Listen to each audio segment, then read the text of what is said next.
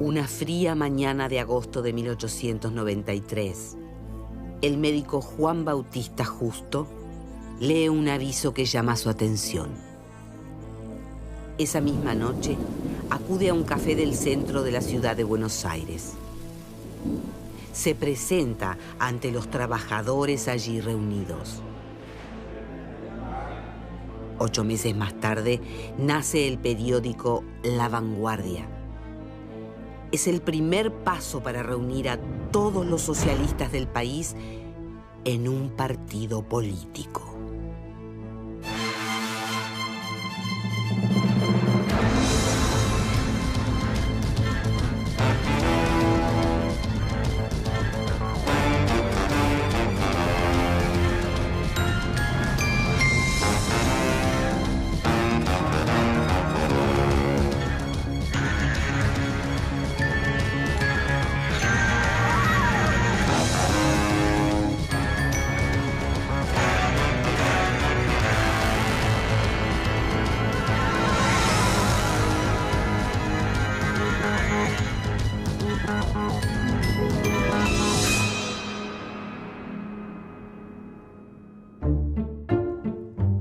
Hacia fines del siglo XIX, se consolida en Argentina el modelo agroexportador. El país se incorpora al mercado mundial como proveedor de lanas, cereales, cueros y carne. Las ciudades crecen y algunas industrias comienzan a desarrollarse para abastecer el mercado interno. Miles de inmigrantes llegan desde Europa buscando trabajo. Se transforman en la mano de obra barata que el sistema necesita. Además de sus anhelos, los inmigrantes traen sus ideas políticas. Muchos son anarquistas. Niegan la autoridad y creen que el Estado tiene que ser abolido. Pero otros abrazan el pensamiento de Karl Marx y de otros pensadores socialistas como Karl Kautsky. Comienzan a reunirse en clubes, bibliotecas, sociedades de fomento y organizaciones gremiales. El Club Vorwärts reúne a los socialistas alemanes, L'Ego a los franceses e Il Fallo dei Lavoratori a los italianos. Sus ideas coinciden con las de muchos estudiantes e intelectuales, quienes crean sus propias agrupaciones. Están dispersos, pero tienen el mismo deseo: acabar con el capitalismo y crear un Estado más justo, un Estado socialista. El socialismo era como una cosa un tanto extraña en la vida argentina, ¿no? Esta organización gremial, eso era desconocido, hasta que lo trajeron estos hombres que venían con una formación ideológica. Casi todos los que venían echados de sus países, expulsados. Entonces, ellos todos venían con ideas, con ideología. Acá nada de eso no existía prácticamente nada. Entonces, ellos son verdaderamente los gestores, los iniciadores, ¿no? El 2 de agosto de 1893, un pequeño grupo de trabajadores socialistas se reúne en el Café Francés, en el centro de la ciudad de Buenos Aires. Alrededor de 2 mesas, un tonelero, un carpintero catalán, un tipógrafo alemán y uno español discuten animadamente. Al encuentro se suma Juan Bautista Justo. Los presentes deciden editar un periódico para difundir sus ideas y lograr reunir a las agrupaciones socialistas dispersas. El 7 de abril de 1894 sale de la imprenta el primer número de La Vanguardia. Desde la portada se define como defensor de la clase obrera. En sus páginas difunde las ideas socialistas y ataca a las clases dirigentes del país. A mediados de mayo, el primer gran objetivo del periódico comienza a cumplirse. Algunas organizaciones socialistas se aunan en un partido político. Al año siguiente, se nombra un comité ejecutivo, formado por intelectuales, profesionales y obreros. Juntos, comienzan a adaptar sus ideas internacionales a las particularidades del país y adoptan el nombre de Partido Socialista Obrero Argentino. Todo ello dio origen a esos primeros pasos, la introducción del cooperativismo como un hecho necesario para todos los inmigrantes, porque había que darle respuestas a todos los inmigrantes que venían con muchas ideas, pero también con muchas necesidades. Y el cooperativismo fue una base fundamental que de la mano de Juan B. Justo tuvo una manifestación concreta en la realidad. A comienzos de 1896, el Partido Socialista Obrero Argentino se presenta por primera vez a una elección legislativa en Capital Federal. Los métodos de propaganda son novedosos para la época.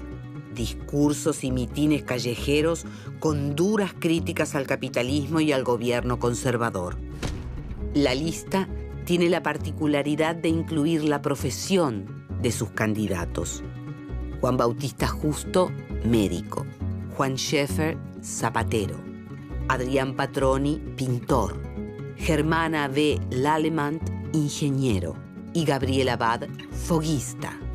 Cuando llega el día de la elección, muchos socialistas descubren que otros ya votaron por ellos.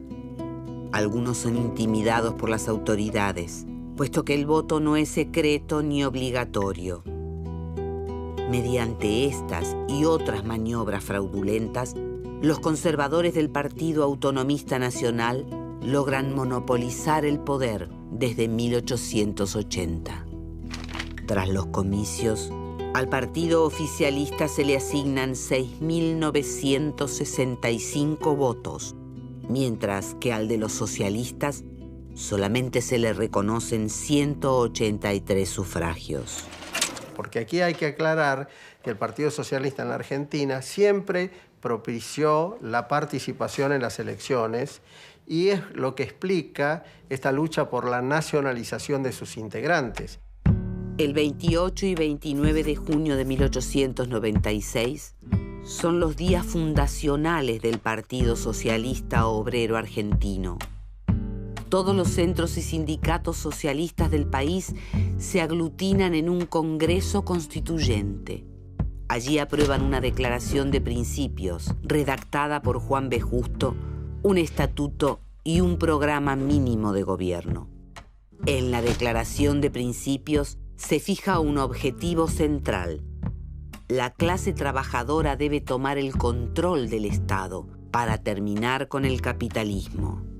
El estatuto define minuciosamente la organización interna. Dentro del partido, las mujeres son consideradas iguales a los hombres. El programa mínimo detalla las medidas de gobierno que el partido se propone implementar cuando llegue al poder. Jornada laboral de 8 horas, suspensión de los impuestos indirectos, ley de divorcio, nacionalización automática de los extranjeros tras un año de residencia en el país, independencia entre la Iglesia y el Estado, e impuestos a la gran propiedad y a la herencia. El periódico La Vanguardia se fortalece como instrumento de difusión oficial del partido. En líneas generales, todas las figuras del socialismo se dedicaron, cada uno en su área, cada uno en su profesión o en aquello en lo que estaba capacitado, a brindar educación, asistencia, atención a los trabajadores y a la gente sin recursos.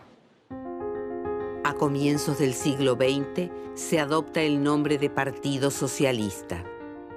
Muchos intelectuales y profesionales se unen a sus filas. Nicolás Repetto, Mario Bravo, Manuel Ugarte y Alicia Moró amplían las perspectivas del socialismo argentino. Ellos encuentran en el flamante partido una alternativa superadora de la política criolla, representada por caudillos. Los trabajadores avanzan en la organización de sindicatos que luchan por conseguir mejoras. El gobierno conservador se siente amenazado. En 1902, el presidente Julio Argentino Roca impulsa la ley de residencia, que permite expulsar a los extranjeros que participen en la actividad política y sindical.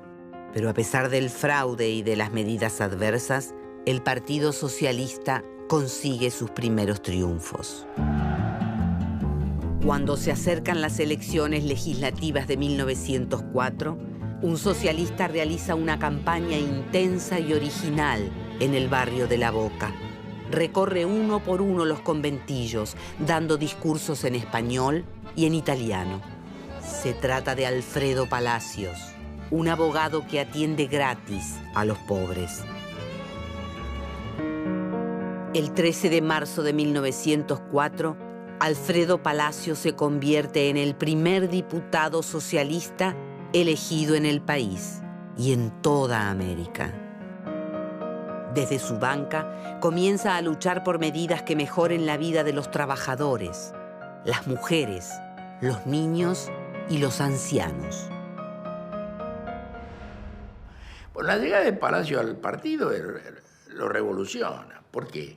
Y porque él tiene ideas nacionales, él le da relativa importancia a la cuestión internacional. Él es el primero que va a plantear que las banderas argentinas tienen que ir al frente de las manifestaciones socialistas.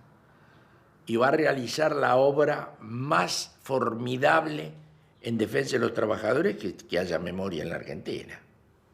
Porque la hizo solo y desde abajo. A pesar del fraude electoral, el Partido Socialista continúa luchando por mejorar el sistema democrático. En 1905, las socialistas Alicia Moró, Sara Justo y Julieta Lanteri fundan el Centro Feminista. Buscan la igualdad jurídica, política y social entre el hombre y la mujer. En 1910 se realiza el primer Congreso Femenino Internacional, que impulsa un revolucionario proyecto de ley para establecer el voto femenino. Alfredo Palacios lo presenta y defiende en el Congreso. Un año más tarde, el presidente Roque Sáenz Peña modifica radicalmente el sistema electoral. Establece el voto secreto, obligatorio y universal para los hombres. Las mujeres tendrán que luchar muchos años más para obtener este derecho. El socialismo se lanza a la competencia electoral con renovado ímpetu. Entre 1912 y 1914 obtiene 10 bancas de diputados y una de senador. Además de Palacios, llegan al Congreso Juan B. Justo, Nicolás Repetto y Mario Bravo, todos por la capital federal. Sin embargo, en el resto del país, el socialismo aún es débil. En las elecciones presidenciales de 1916, la fórmula Juan B. Justo-Nicolás Repetto apenas obtiene el 7% de los votos.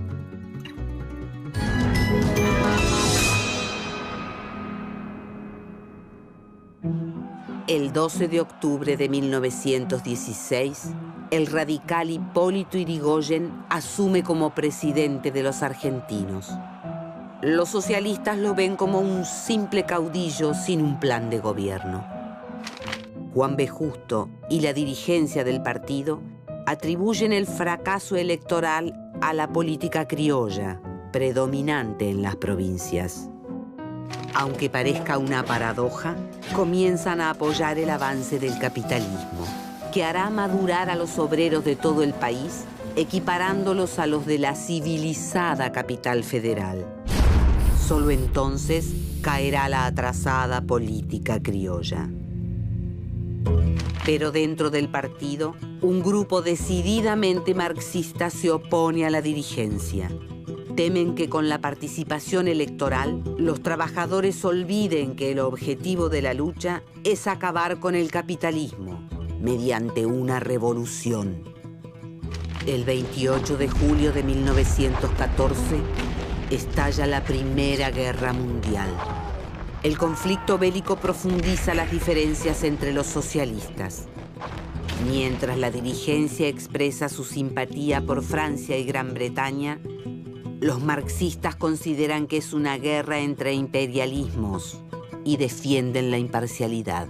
Este grupo es expulsado del partido y funda el Partido Socialista Internacional, alineado con la Revolución Rusa. En 1920 cambia su nombre a Partido Comunista. A pesar de los pronósticos de Juan B. Justo y Nicolás Repetto, entre 1916 y 1928, la popularidad del radicalismo irigoyenista no para de crecer. Mientras tanto, el Partido Socialista se encamina a su segunda gran división. Un grupo encabezado por Antonio de Tomaso y Federico Pinedo funda el Partido Socialista Independiente. Este mantiene el programa mínimo, pero teje alianzas con otros partidos para acabar con el gobierno de Irigoyen. El 8 de enero, en ese contexto de división, un ataque cardíaco termina con la vida de Juan B. Justo. El Partido Socialista propiamente dicho, digamos, tradicional, manejado por Repetto, por Enrique Dingman, por Mario Bravo, etc., tenía una posición, digamos, de crítica acerba al gobierno radical, por eso de que lo consideraban parte de esta ideología de la politiquería criolla, pero no estaban activamente dispuestos a empujar al gobierno hacia el precipicio del golpe. El 6 de septiembre de 1930, un levantamiento militar pone fin al gobierno de Hipólito Yrigoyen. Los dos partidos socialistas alejan aún más sus caminos. El Independiente apoya abiertamente el golpe de Estado. En cambio, en el Partido Socialista tradicional reina un sentimiento ambiguo. Si bien se pronuncia contra el golpe de Estado, la nueva coyuntura lo beneficia electoralmente. En las elecciones de 1931 obtiene la mayor representación parlamentaria de su historia, 43 diputados y 2 senadores. Cada vez son más los trabajadores rurales que se trasladan a las ciudades y se integran a las nuevas industrias. La persecución que sufren los dirigentes sindicales, anarquistas y comunistas pone al socialismo ante la oportunidad histórica de conducir el movimiento obrero. Sin embargo, la dirigencia mantiene a los sindicatos separados del partido. Había un prejuicio de mezclar, como se decía, lo político partidario y lo sindical, porque se consideraba que el activista sindical, y más el dirigente sindical, tenía que estar por encima de las divisiones políticas para defender al conjunto de los trabajadores. El 1 de septiembre de 1939, las tropas alemanas invaden Polonia. Es el comienzo de la Segunda Guerra Mundial.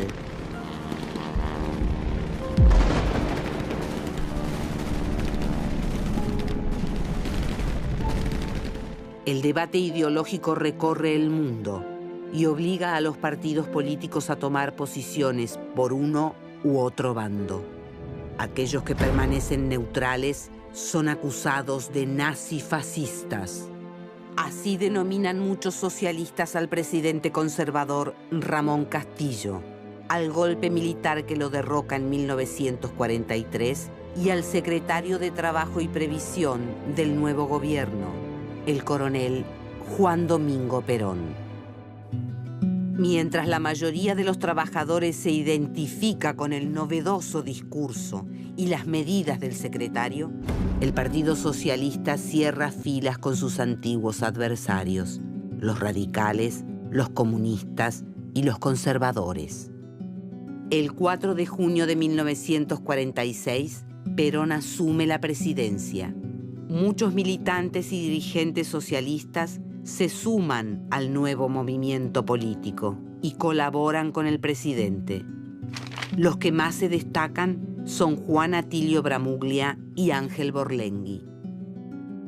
El socialismo, entonces, pierde buena parte de su base obrera. Liderado por Alfredo Palacios, Alicia Moró y Nicolás Repetto, se transforma en un partido compuesto en su mayoría por sectores de clase media. El país se divide en peronistas y antiperonistas. La disputa se hace cada vez más intensa. En 1951, tras un fallido golpe militar, se acusa a Alfredo Palacios de conspirador y es detenido. La vanguardia es cerrada, aunque continúa saliendo clandestinamente. El enfrentamiento entre el Partido Socialista y el peronismo parece no tener retorno. El socialismo construye la legislación obrera, pero no tiene la posibilidad de ejecutarla.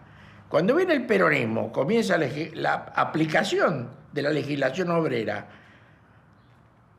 que es de origen socialista. Sacando el aguinaldo y alguna otra ley inicial, la legislación obrera es del partido. Pero desde arriba hay posibilidad de aplicarla y la aplica. Yo creo que fue uno de los más grandes errores que cometió el socialismo, no poder entender al peronismo. En 1955, el general Eduardo Lonardi encabeza el golpe militar que, con apoyo de la Iglesia y grupos civiles, derroca al gobierno de Perón. El peronismo es proscripto. Una vez más, son muchos los socialistas que apoyan una acción antidemocrática y el debilitado partido continúa su proceso de división. En 1958, los dirigentes más antiperonistas forman el Partido Socialista Democrático. Entre ellos están Nicolás Repetto y Américo Gioldi. Por su parte, el Partido Socialista Argentino, liderado por Alicia Moró y Alfredo Palacios, intenta volver a sus orígenes obreros. En 1961, Palacios es elegido senador por la ciudad de Buenos Aires. Pero 4 años más tarde, el 20 de abril de 1965, fallece. Tras la partida del líder más popular del socialismo, continúa el proceso de atomización. Nace el Partido Socialista de los Trabajadores y el Partido Socialista Popular. No hay socialismo sin clase trabajadora. Los trabajadores son peronistas. Ahora, ¿qué? ¿Nos vamos a ser peronistas nosotros? No. La tarea es trabajar junto a los trabajadores, porque somos el Partido de los Trabajadores, aunque los trabajadores sean peronistas.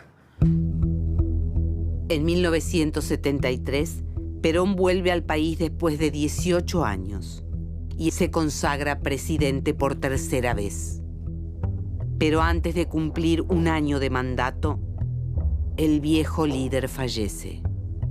La descomposición del tercer gobierno peronista conduce a la dictadura militar más sangrienta de la historia argentina. Los socialistas, divididos, toman posiciones opuestas.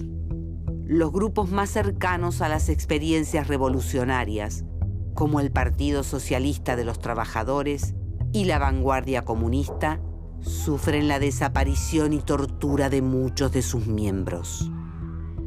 Gran cantidad de dirigentes socialistas se destacan por la defensa de los derechos humanos, como Simón Lázara, Alfredo Bravo y Alicia Moró, la primera dirigente política que a sus 90 años apoya a las madres de Plaza de Mayo. Tenía 90 años cuando a esa edad tomó el subte A, vivía en Caballito y se fue a la Plaza de Mayo a dar vueltas a la pirámide junto con las madres. Ella visualizó la fuerza, la nobleza y el espíritu de lucha de esas mujeres y las acompañó en la búsqueda y en el reclamo por sus hijos desaparecidos. El 30 de octubre de 1983, el país vuelve a las urnas. El Partido Socialista Democrático es el único de alcance nacional y obtiene apenas el 0,3% de los votos.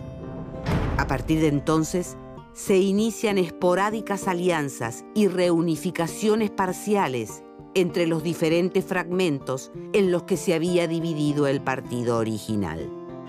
Tras la crisis del 2001, el Partido Socialista Democrático y el Partido Socialista Popular se fusionan y refundan el Partido Socialista.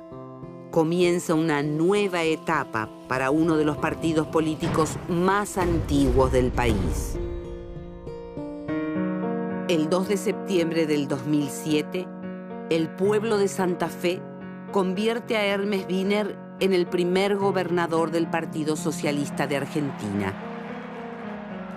Simultáneamente, un sector del socialismo se pronuncia por el proyecto kirchnerista y algunos de sus dirigentes se integran al gobierno de Néstor Kirchner y al de su sucesora, Cristina Fernández de Kirchner. Yo soy hoy más socialista que ayer y menos que mañana.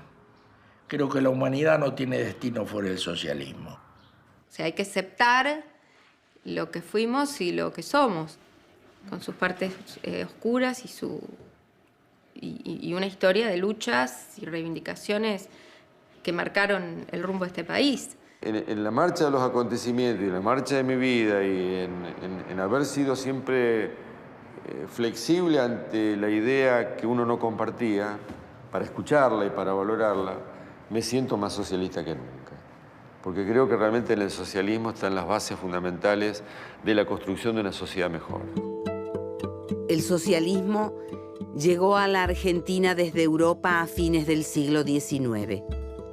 Vino en los barcos, junto con la experiencia de vida de los inmigrantes y en las páginas de los libros que leían obreros e intelectuales.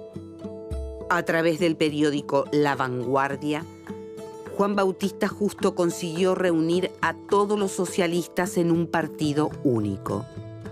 Inicialmente, contó con una fuerte base de trabajadores e impulsó medidas para transformar la realidad. Pero a partir de 1930, su dirigencia no logró adaptarse a los requerimientos de la nueva clase obrera que llegaba a las ciudades desde el interior del país. Con la emergencia del peronismo, el socialismo perdió el apoyo de la mayoría de los trabajadores y poco a poco se consolidó como un partido propio de la clase media. Tras más de un siglo de existencia, el Partido Socialista representa una de las grandes tradiciones políticas nacionales.